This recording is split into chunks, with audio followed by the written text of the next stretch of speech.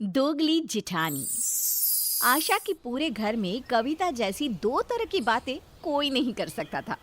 कविता जो कहती उसी बात से तुरंत मुकर जाती और इसी बात के लिए कविता अपने पूरे घर में चर्चित थी। पर फिर भी हर बार आशा और उसकी छोटी बहू निधि कविता की बातों में फंसी जाते और कविता बड़ी ही चालाकी से अपनी सास और देवरानी के बीच में लड़ाई करवा देती। ऐसे ही एक दिन निधि रसोई में खाना बना रही होती है। तभी कविता अपनी देवरानी से कहती है, मुझे पता ही था निधि तुम किचन में ही होगी। एक तुम ही तो हो जो सबका इतना ख्याल रखती हो और एक माँ जी है जो तुम्हारी कमियां निकालते हुए नहीं थकती। दीदी आप सच कह रही हो? क्या माँ जी ने फिर मेरे किसी काम में नुक्स निकाला है? अरे नहीं, आज माँ जी ने तुम्हारे किसी काम में नुक्स नहीं निकाला, पर वो कह रही थी कि तुम और तुम्हारा मायका बहुत कंजूस है, हमेशा तुम्हें खाली हाथ विदा कर देते हैं। शायद तुम कल भी अपने मायके से खाली हाथ आई थी ना? इसीलिए माँ जी ने ऐसा कहा होगा। वैसे मैं तो इन सबको नहीं मानती। अच्छा, मैं ना माँ जी का नाश्ता उनके कमरे में ले जा रही हूँ। इतना बोलकर कविता अपनी सास का नाश्ता लेकर चली जाती है, पर निधि के दिमाग में अपनी जिठानी की बातें गोल गोल घूमने लगती है। नहीं नहीं, माँ जी ऐसा नहीं बोल सकती, दीदी की तो आदत है आग लगाने की। पर नहीं, माँ जी ऐसा बोल भी सकती है। पिछली बार जब मेरी माँ ने मुझे सिर्फ एक साड़ी दी थी तो माँ जी ने मुझे बहुत ताने दिए थे।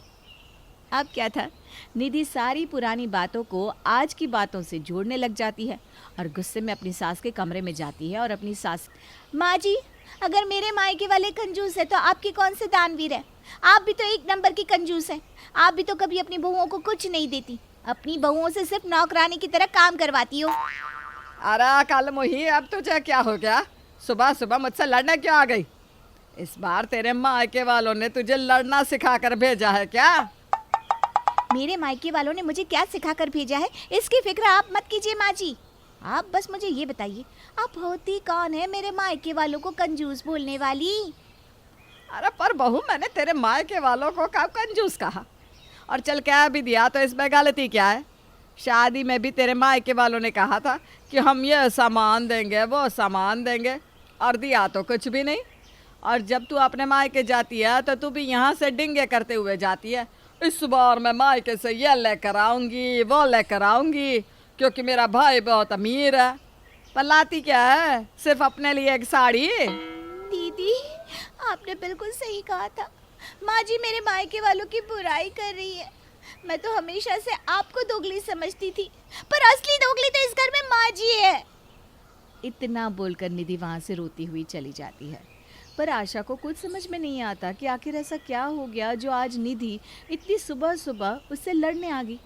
अब इस बात की जड़ तक जाने के लिए आशा कविता से पूछती है, कविता बहू, तूने इस निधि से क्या कहा जो ये सुबह सुबह मुझसे लड़ने आ गई और इस तरह रोती हुई यहाँ से चली गई?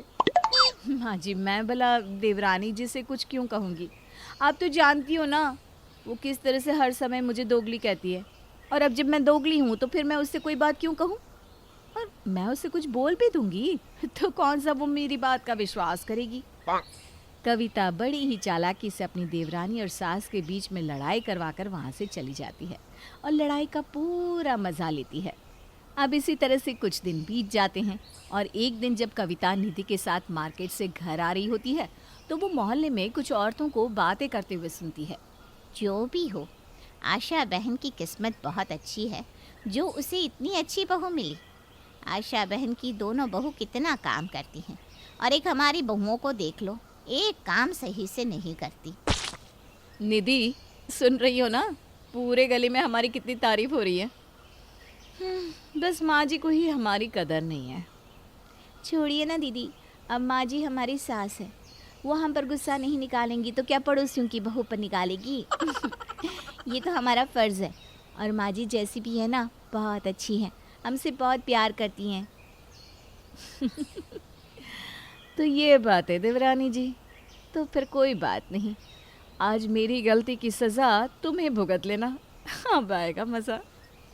अब कविता और निधि घर में जाती हैं जहाँ निधि घर के कामों में व्यस्त हो जाती है और कविता एक बार फिर अपनी सास के पास जाकर आग लगाती है।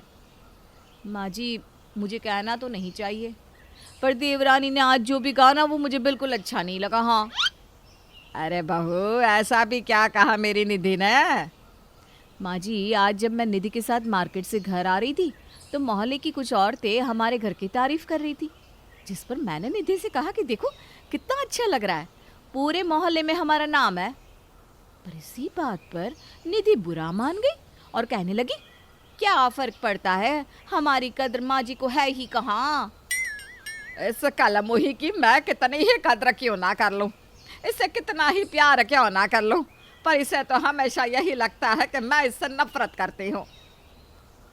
कविता के मुंह से ये बात सुनकर आशा का मूड खराब हो जाता है और वो पूरे दिन निधि से चिढ़ी चिढ़ी रहती है। अब निधि कुछ भी कहती तो आशा निधि को उल्टा जवाब देती। माँ जी, मुझे समझ में नहीं आ रहा कि आज डिनर में क्या बनाऊं, आप ही बता दीजिए ना क्या बनाऊं। बहू, इस घर में तो हमेशा मेरी ही चलती है, आज तुझे छूट दे रही हूँ, अपना मन की चला ले। और वैसे भी मेरे हिसाब से कहाँ कोई काम होता है, घर में तो वही बनता है जो तेरा खाने का मन करता है। माँ जी, आपको हुआ क्या है? मैं सुबह से देख रही हूँ आप बेकार ही मुझ पर नाराज हुए जा रही हैं। मैं नाराज हो रही हूँ? अरे नाराज तो तू रहती है हमेशा मुझसे। एक मैं पागल हूँ जो हर जगह ढिंढोरा पीटती हूँ, मेरी बहू जैसी किसी के घर में बहू नहीं।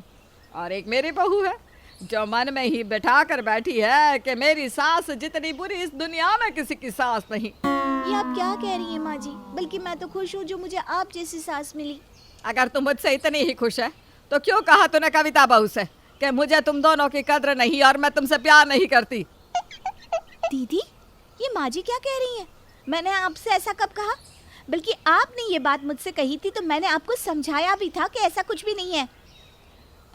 माँ जी, आपको कोई गलतफहमी हुई है, मैंने आपसे ये नहीं कहा था। कविता बहू, तू कहना क्या चाहती है कि मैं बहरी हूँ? अरे तूने मुझे यही कहा था, मैंने साफ साफ सुना था।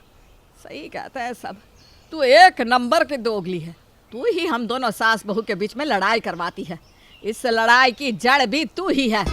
आशा और निधि समझ जाते हैं कि ये सारा किया कराया किसी और का नहीं बल्कि कविता का है, जिसके बाद कविता की देवरानी और सास एक हो जाती हैं और बेचारी बीच में कविता फंस जाती है।